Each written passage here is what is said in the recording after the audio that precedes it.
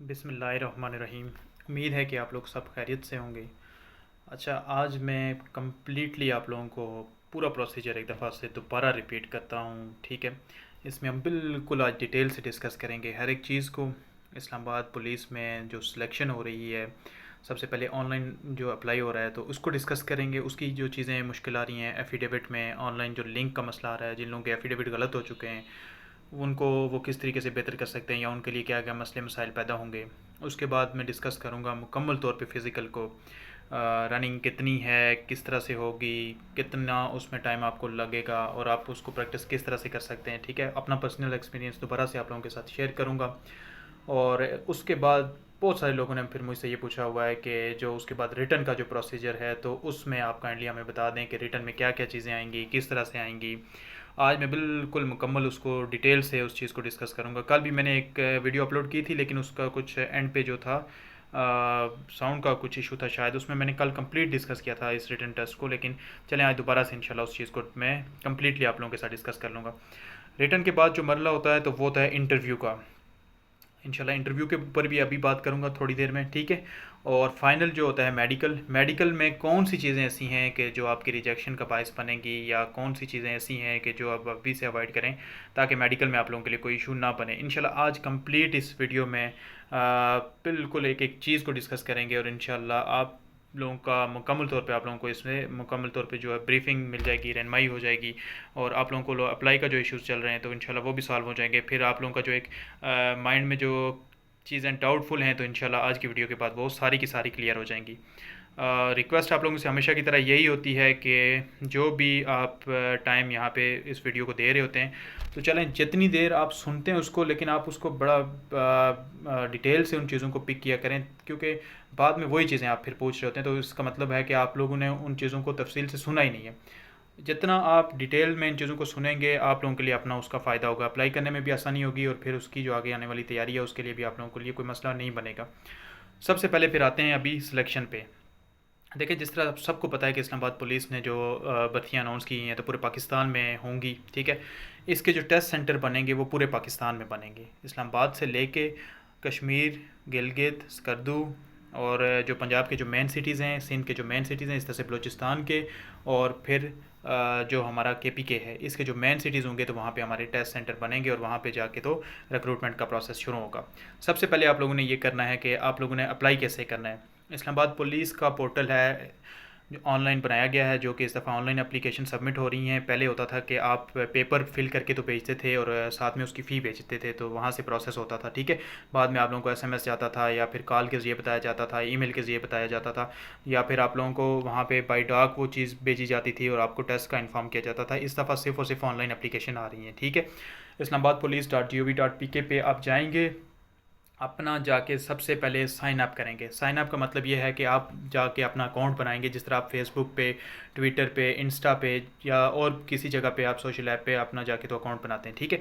Account बनाने के बाद आप लोगों ने क्या करना है कि अपना उस अकाउंट को फिल करना है, वहाँ पे अपनी एक पिक्चर अपलोड करनी है। पिक्चर का उन्होंने एक साइज़ दिया हुआ है, उस साइज़ के मुताबिक आप लोग अपनी पिक्चर को वहाँ पे अपलोड कर देंगे। बेहतर यह है कि जो अप टू डेट ये करंट जो आपकी पिक्चर है वो अपलोड करें, कोई ब्लर ज़्यादा पिक्चर अपलोड ना करें, क्योंकि वही आपके सारे फार्म में वो प्रोसेस होगी, बार बार वही पिक्चर शो होगी। तो इसलिए अब बेहतर मशवरा ये है कि जो आप करंट एक पिक्चर बनवा लें उसको आप कन्वर्ट कर लें JPG में, ठीक है।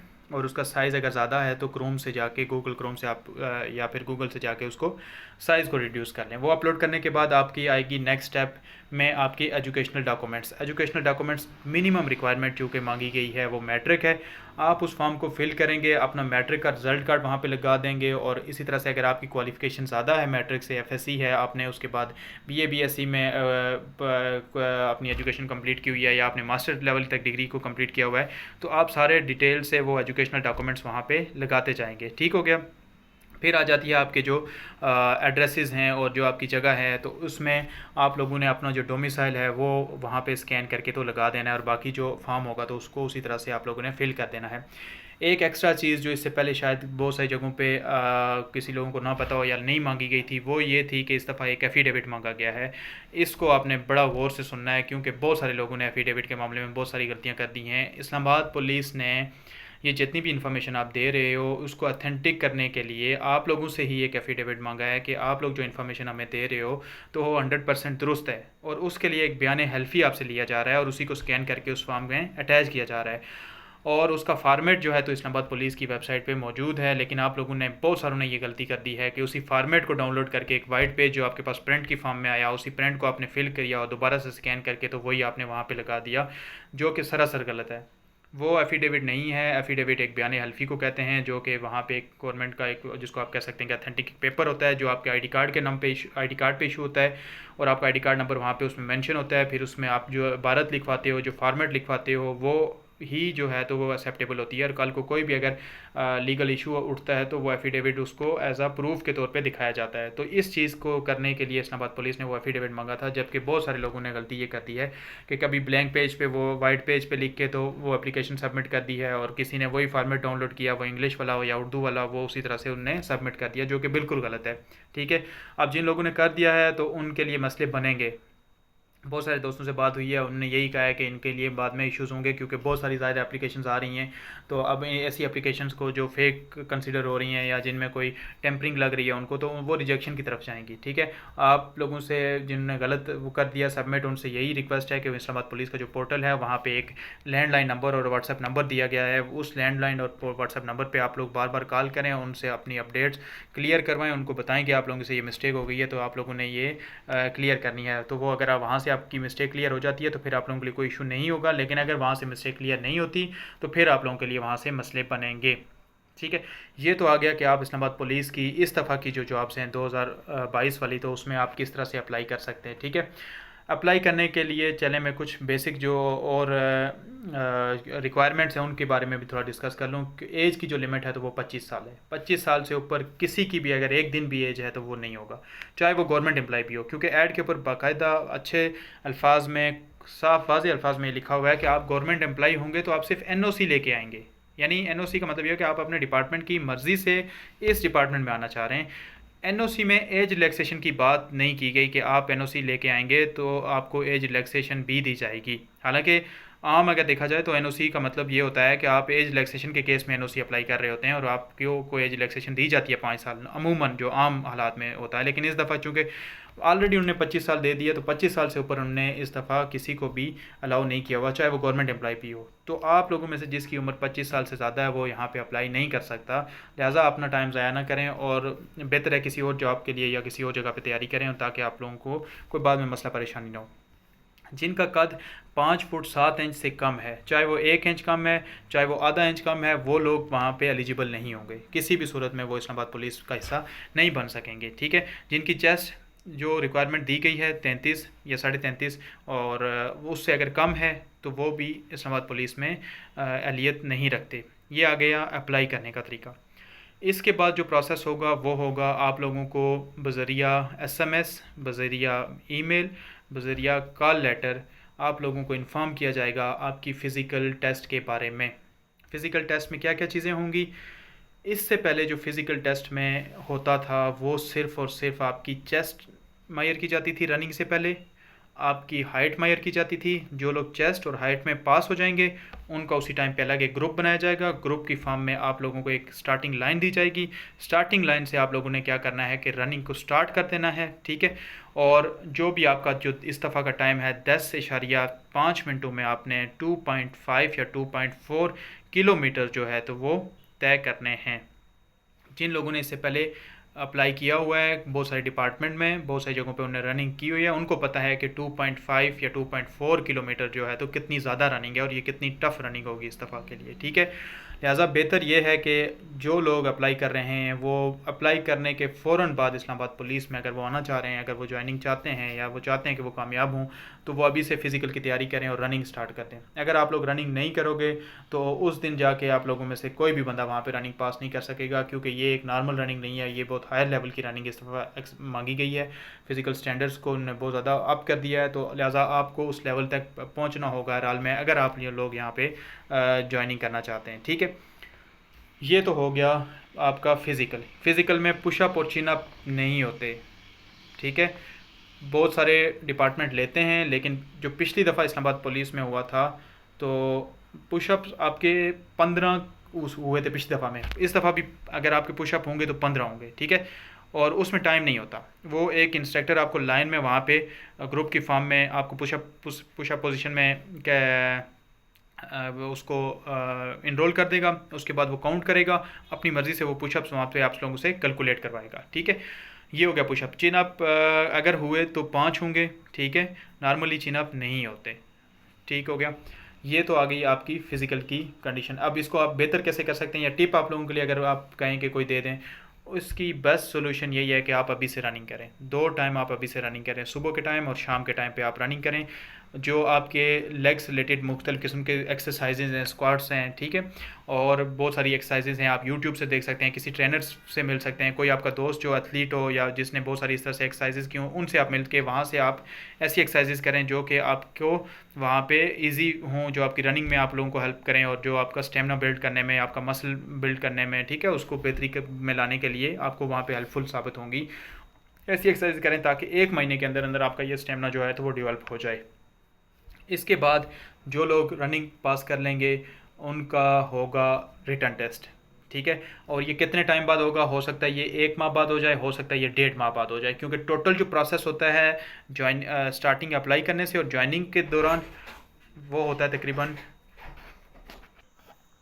मैक्सिमम जो टाइम होता है तो वो होता है 3 से 4 महीने का, अप्लाई करने से लेके ज्वाइनिंग तक का जो टाइम होता है, ठीक है। तो इसमें बाज़ जल्दी रिटर्न टेस्ट आ जाते हैं, बाज़ महीने या 1.5 महीने का टाइम लग जाता है। तो ये डिपेंड करता है कि किस तरह की सिचुएशन चल रही है, तो उस हिसाब से वो चीज़ें प्रोसेस होती हैं, ठीक हो गया। ये हो गया अप्लाई करने का तरीका, फ़िज़िकल का तरीका। अब जो इसके बाद जो सबसे जो इम्पॉर्टेंट जो फेज़ होता है वो होता है आपका रिटर्न टेस्ट। ये एक ऐसा टेस्ट होता है जो कि आपको कंप्लीट जाके आपकी सिलेक्शन में एक सबसे जो मेजर टेस्ट होता है वो आपका रिटर्न टेस्ट होता है।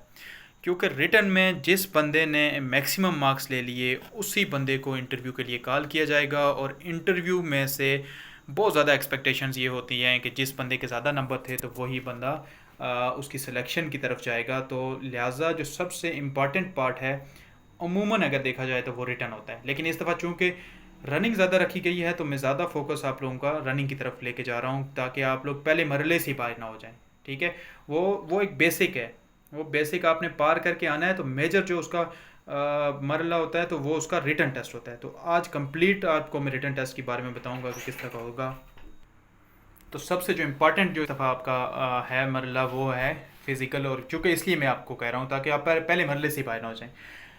और नेक्स्ट में आप जो जाएंगे तो आपका जो होगा उस टाइम रिटर्न टेस्ट होगा। रिटर्न को आप बिल्कुल आप ये करें कि कोई बॉल पॉइंट अगर आपके पास है, कोई आप नोट्स बनाना चाह रहे हैं तो काइंडली उसको नोट कर लें, ताकि आप लोगों के लिए फिर आसानी हो इन चीज़ों को उस हिसाब से आप तैयारी करें जो आप लोगों को रिक्वायर होंगी।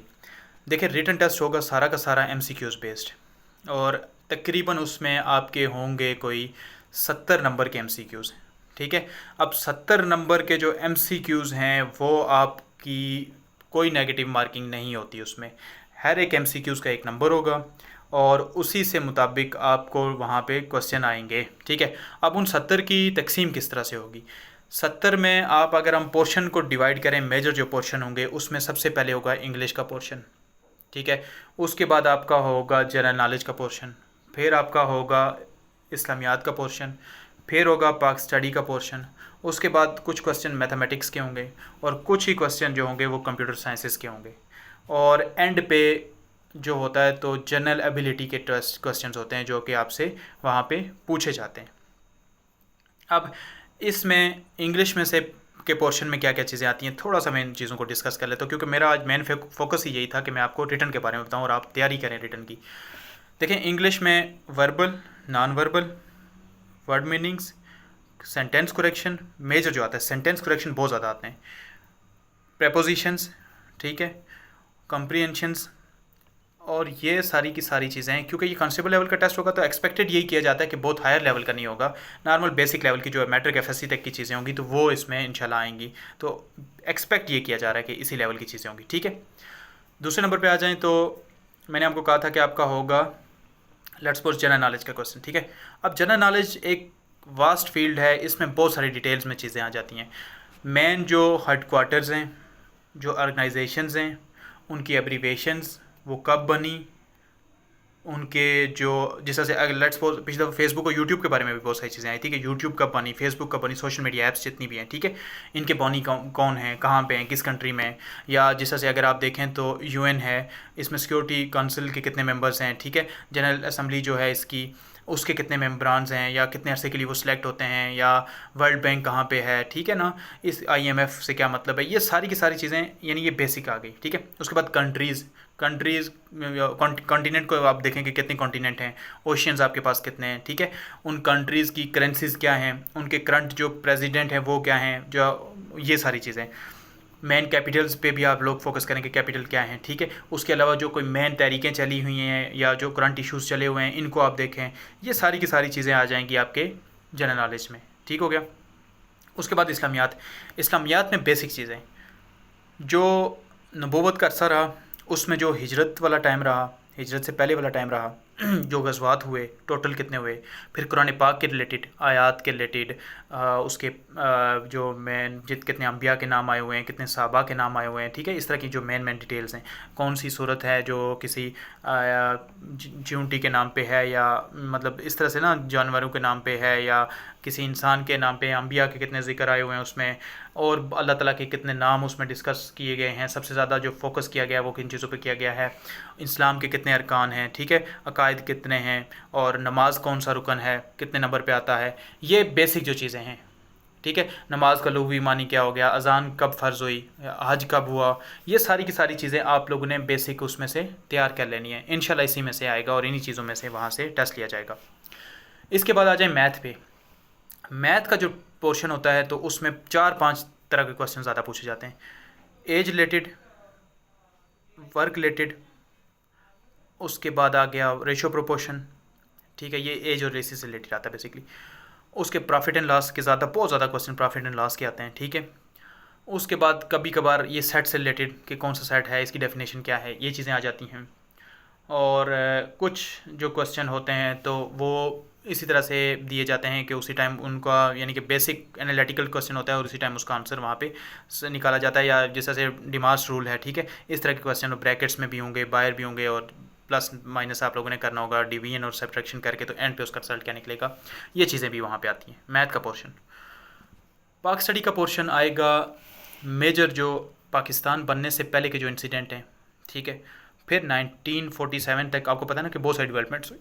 राउंड टेबल कॉन्फ्रेंस पहली कब हुई, दूसरी कब हुई, अल्लामा इकबाल ने मुस्लिम लीग कब ज्वाइन की, पहले वो कांग्रेस के मेंबर कितना अर्सा रहे, मुस्लिम लीग कब बनी, कांग्रेस कब बनी, लियाकत अली ख़ान जो थे तो इन्होंने जो था अपना जो सर सैयद अहमद खान जो थे, इनने जो कॉलेज बनाया था वो कब मतलब जो स्कूल बनाया था वो कॉलेज में कब प्रमोट हुआ, यूनिवर्सिटी में कब प्रमोट हुआ, ठीक है, उनकी डेट ऑफ बर्थ क्या है, मुख्तलिफ़ किस्म के जो हमारे और वहाँ पे शिमला माहिदा हुआ था ये कब हुआ था, ठीक है, मतलब सीटो सेंटो, ये सारी की सारी चीज़ें बहरहाल इसमें आ जाएंगी। पाकिस्तान उनका मेंबर कब बना, कब नहीं बना, पाकिस्तान ने कब छोड़ा, सार का मेंबर पाकिस्तान कब बना, ये सारी की सारी पाक स्टडीज़ में आ जाएंगी। फिर पाक स्टडीज़ में आप लोगों ने ये देखना है कि पाकिस्तान के अंदर जो सूबे हैं उनमें कितने डैम हैं, उनके कितने डिस्ट्रिक्ट हैं, ठीक है, कौन सा डैम किस सूबे पे बना हुआ है, फिर ये जो पहाड़ी सिलसिला है इसकी जो टॉप मोस्ट पीक है, कौन सी चोटी किस पहाड़ी सिलसिले में आती है, K2 कितने नंबर पे है दुनिया में, इसकी हाइट कितनी है, इस तरह के जो क्वेश्चन होंगे ये आएंगे आपके पाक स्टडी से रिलेटेड।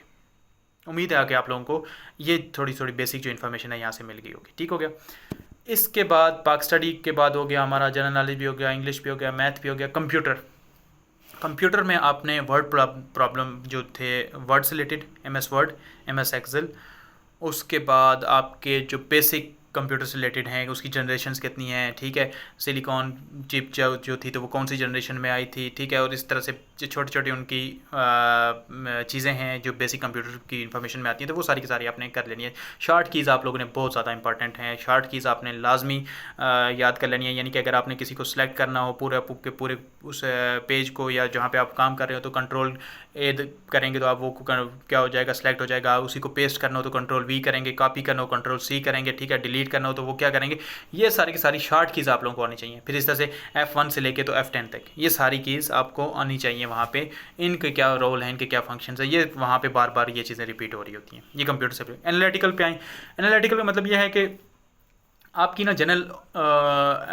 माइंड सेट को चेक किया जाता है कि आपका मेंटल एप्टीट्यूड कितना है। जिससे फॉर एग्जांपल एक आपको पैराग्राफ दिया जाता है, पैराग्राफ में आपको एक सिचुएशन दी जाती है, सिचुएशन के बाद उसी पैराग्राफ के एंड पे 5-6 क्वेश्चन पूछ लिए जाते हैं और आपसे कहा जाता है कि इसी पैराग्राफ को पढ़ लो और उसके नीचे जो दिए गए क्वेश्चन है तो इनको आप बता दो, ठीक है। तो वो बंदे को पढ़ के वो अंदाज़ा हो जाता है कि उसने किस तरह का क्वेश्चन पूछा था और इसका आंसर क्या होगा, ठीक हो गया। तो अगर आप लोग ठीक तरीके से उसका जवाब दे देते हो तो इसका मतलब है कि आप उसको बेहतर तरीके से समझ रहे हो और मेंटल एप्टीट्यूड आपका बड़ा अच्छा है और वहाँ पे जनरल एनालिटिकल एबिलिटी आप लोगों की बेहतर है। ये हो गया आपका रिटन टेस्ट का फॉर्मेट, ठीक है। अब इसको तैयार कहाँ से करना है, देखें इसके लिए मार्केट में बहुत सारी बुक्स मौजूद हैं, अच्छी बुक्स भी हैं, नॉर्मल लेवल की भी हैं। आप 2 से 3 बुक्स ले लें, कोई भी बुक ले लें। अब मैं यहाँ बोलूँगा तो फिर आप लोग कहेंगे कि मैं इसने यही कहा था तो हम यही बुक लें और इसने इसने भी खुद से यही तैयारी की थी। मैं आपको अपना बताऊँ, मैंने उस टाइम जब मैं हुआ था सिलेक्ट तो मैंने तैयारी नहीं की थी इन बुक्स में से। मैं किसी और चीज़ के लिए तैयारी कर रहा था, ठीक है। उस वक्त मैं शायद एएसएफ के लिए तैयारी कर रहा था और वहाँ पे एएसएफ की जो बुक थी तो उसमें तैयारी की थी। लेकिन ये था कि बस किस्मत थी अच्छी कि वहाँ पे टेस्ट जो आया हुआ था तो उसमें अच्छे नंबर आ गए थे उस टाइम, तो मेरी सिलेक्शन हो गई थी। और मैं आप चलें अपने नंबर भी आप लोगों को बता देता हूँ। 70 में से मेरे 51 थे, ठीक है। एजीके से मेरा ताल्लुक है बेसिकली। तो 70 में से 51 मेरे नंबर थे। तो हमारी एजीके की उस टाइम 20 सीटें थी। इस दफ़ा एजीके की आई हुई हैं टोटल 14 सीटें, जिसमें से 12 जो हैं तो लड़कों की हैं और 2 जो हैं तो वो गर्ल्स की हैं, ठीक है ना। उस टाइम 20 थी, इस दफ़ा 12 हो गई हैं। बहरहाल तो डिपेंड करता है, वही मैंने आपको कहा था ना। अच्छा, मेरिट अलग अलग बनेगा, चलें एजीके से बात याद आ गई। मेरिट अलग अलग बनेगा, पंजाब का अलग, केपीके का अलग, सिंध का अलग, उसका बलूचिस्तान का अलग और गिलगित का अलग, ठीक है। और इस्लामाबाद का जो अपना है तो अलग बनेगा। इसलिए आप 2-3 बुक्स ले लें और उसमें से अच्छी तैयारी करें, ठीक है। और ऑनलाइन भी आप जहाँ से आपको डाटा मिलता है तो तैयारी करें। उसके बाद बारी आ जाएगी इंटरव्यू की। बहुत सारे लोगों ने ये मुझसे पूछा है कि सर ये बता दें कि पास और फेल का क्या क्राइटेरिया होता है। अगर हमारे कितने नंबर आएंगे, 20 नंबर आएंगे तो क्या मैं पास होऊंगा, या 25 आएंगे या 30 होंगे तो पास होऊंगा, या मैक्सिमम कितने नंबर ले लूँ तो पास हो जाऊंगा या मुझे इंटरव्यू के लिए बुलाया जाएगा। देखें, मैंने आप लोगों से जिस तरह से अभी कहा है कि अलग अलग मेरिट बनेगा, पूरे पाकिस्तान का अलग मेरिट बनेगा। तो पास और फेल का तो कंसेप्ट ही कोई नहीं है। आप शायद 2 नंबर ले लें, आपको इंटरव्यू के लिए बुला लें, अगर मेरिट सारा का सारा 2 पे रहता है। 10 नंबर ले लें, 10 पे रहता है। ये समझाने के लिए कह रहा हूँ, ठीक है। पास फेल का कोई कंसेप्ट नहीं होता। टॉपर्स को इंटरव्यू के लिए बुलाया जाता है। अगर 100 बंदे के नंबर, आप लेट्स सपोज 100 कैंडिडेट है, 100 में से 20 लोगों के नंबर जो हैं तो वो 40 प्लस हैं और सीटें अगर 5 हैं तो सिर्फ और सिर्फ उन्हीं लोगों को बुलाया जाएगा जिनके 40 प्लस नंबर हैं। बाकी 39, 38, 36 वालों को नहीं बुलाया जाएगा। तो बस इसका मतलब है वो फेल हो गए फिर। इसलिए मैं कह रहा हूँ कि जितने नंबर आप रिटर्न में लेंगे, सबसे इंपॉर्टेंट जो टास्क होता है वो रिटर्न होता है और इसी में आप लोगों को सिलेक्शन के लिए जो क्राइटेरिया है तो वो प्रोवाइड किया जाता है। लिहाजा पास फेल का कंसेप्ट मुझे लगता है अब आप लोगों को समझ आ गया हो, क्योंकि पास फेल कोई कंसेप्ट नहीं होता। आप लोगों ने मैक्सिमम नंबर लेने और मैक्सिमम नंबर लेने वाले लड़के को ही इंटरव्यू के लिए कॉल किया जाएगा, ठीक है। इंटरव्यू क्या होता है बेसिकली? इंटरव्यू जो आप लोग रिटर्न लिख के आगे हो, अब वो जो इंटरव्यूअर होता है वो देखता है कि क्या इसकी पर्सनैलिटी इस तरह की है कि इन चीज़ों को ये एक्सप्लेन भी कर पाएगा, क्या इसको थोड़ी बहुत जो सिचुएशन दी जाएगी उसमें ये अपने आप को हैंडल कर पाएगा या नहीं कर पाएगा। इंटरव्यू बेसिकली ये है, ठीक है। मुझे लगता है कि इंटरव्यू जो है सिलेक्शन का जो सबसे आसान क्राइटेरिया होता है तो वो इंटरव्यू होता है, अनलेस कि बहुत ही कोई शाय पर्सन हो जो जिसको बात करने में हेजिटेशन फील हो रही हो या थोड़ा सा डर होता है। और ये नॉर्मल है, आप किसी भी किस्म का इंटरव्यू देने के लिए जाएंगे आपको वहाँ पे हेजिटेशन होती है और आप वहाँ पे थोड़ा अनकंफर्टेबल फील करते हो, लेकिन ये बिल्कुल नॉर्मल है। तो इंशाल्लाह इंटरव्यू के ऊपर मज़ीद डिटेल से मैं चीज़ें डिस्कस करूँगा, लेकिन उसके लिए क्योंकि अभी बहुत लंबा टाइम मौजूद है, हमारे पास 2-3 महीने का टाइम पड़ा हुआ है। लिहाजा जो बेसिक सबसे पहले जो चीज़ें हैं, सबसे पहले फिजिकल है, फिजिकल की तैयारी करें। उसके बाद रिटर्न है जो मैंने आज बहुत ही डिटेल में आप लोगों से शेयर किया है। रिक्वेस्ट आप लोगों से यही होती है कि सुनने के बाद उन चीज़ों पे अमल करेंगे। अगर सुन के आप स्किप कर देंगे, 2 मिनट भी सुने, मुझे क्या फ़र्क पड़ता है। अगर आप 2-3 मिनट सुन के स्किप कर देते हैं या नहीं सुनते तब भी मुझे क्या फ़र्क पड़ेगा। फ़ायदा आप लोगों का होना है, तैयारी आप लोगों ने करनी है, सिलेक्शन आप लोगों की होगी, कैरियर आप लोगों का बनेगा। हमारा काम है आप लोगों तक इन्फॉर्मेशन पहुंचाना, मानना ना मानना आप तक है। जो मानेंगे इंशाल्लाह कल कामयाब होंगे और आके दुआएं दे रहे होंगे, जो नहीं मानेंगे वो फिर सिस्टम को ही ब्लेम करते रहेंगे कि ये अच्छा होता, ये थोड़ा सा इनका सिस्टम गलत था, इस वजह से हम रह गए, इस वजह से रह गए, इस वजह से रह गए। वो सारी ज़िंदगी इसी वजह से ही रहते रहेंगे, ठीक है। तो जो लोग तैयारी कर रहे हैं और उनके लिए बेस्ट ऑफ लक। अल्लाह करे आप सब के सब कामयाब हों, आप लोगों को ज़्यादा से ज़्यादा वहाँ पे अल्लाह करे कि सीटें मिल जाएं और आप लोगों की जो मायूसी बनी हुई है जॉब के रिलेटेड या जो आप लोगों के इश्यूज़ हैं जल्द से जल्द हल हों। दुआओं में याद रखिएगा। अल्लाह हाफ़िज़।